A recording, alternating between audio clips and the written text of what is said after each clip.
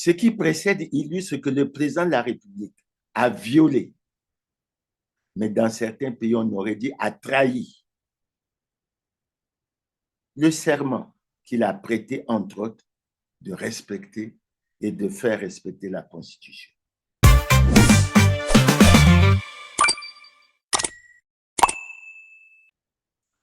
Le citoyen Clément Mirassa a introduit ce jour, mercredi 14 janvier 2026, auprès de la Cour constitutionnelle, une requête aux fins d'interprétation de l'article 95, alinéa 2 de la Constitution du 25 octobre 2015, par rapport aux violations répétées du serment par le président de la République. L'alinéa 2 de l'article 95 de la Constitution du 25 octobre 2015 dispose que la responsabilité pénale du président de la République peut être engagée en cas de manquement à ses devoirs, manifestement incompatible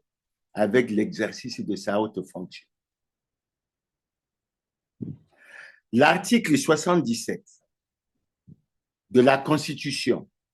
lui stipule que devant la nation et le peuple congolais, moi, nom de l'élu, président de la République, je jure solennellement de respecter et de faire respecter la Constitution et de défendre la nation et la forme républicaine de l'État, de remplir loyalement les hautes fonctions que la nation et le peuple m'ont confiées, de garantir la paix et la justice à tous, de préserver l'unité nationale, l'intégrité du territoire national, la souveraineté et l'indépendance nationale. Le serment est reçu par la Cour constitutionnelle en audience publique et solennelle en présence de l'Assemblée nationale, le Sénat et la Cour suprême. Dans les faits, que constate-t-on? Premièrement, le président de la République est président du comité central du Parti congolais du travail, c'est-à-dire président du dit parti, en violation flagrante de l'alinéa 2 de l'article 80 de la Constitution, selon lequel le mandat du président de la République est également incompatible avec toute responsabilité au sein d'un parti politique. Petit a, en effet, lors du 5e congrès ordinaire du Parti congolais du travail, présidé par Pierre Ngolo, à l'époque secrétaire général du parti et président du Sénat, les 2588 congressistes ont décidé unanimement que le camarade Denis Sassou Nguesso soit reconduit à la tête du comité central du parti et qu'il soit notre candidat à l'élection présidentielle de 2021. Petit b, suite à cette situation, le citoyen Clément Mirassa a introduit le 20 juin 2020 un recours en inconstitutionnalité de l'élection ayant permis la reconduction lors du 5e congrès ordinaire du Parti congolais du travail de décembre 2019, M. Denis Sassou Nguesso comme président du comité central du dit parti. Par décision numéro 005 DCC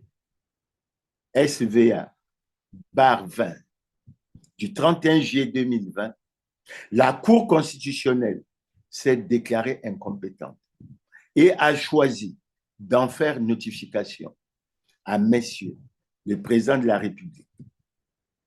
le président du Sénat, le président de l'Assemblée nationale,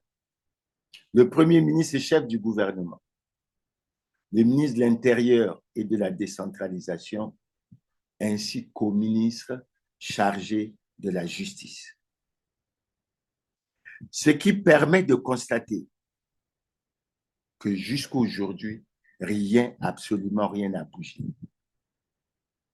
Et cela nous permet de dire qu'en réalité, lorsqu'il s'est présenté à l'élection présidentielle de 2021, le président Denis Sassou Nguesso n'était déjà pas en conformité avec la loi. Petit C, tout récemment, lors du 6e congrès ordinaire du Parti congolais du travail,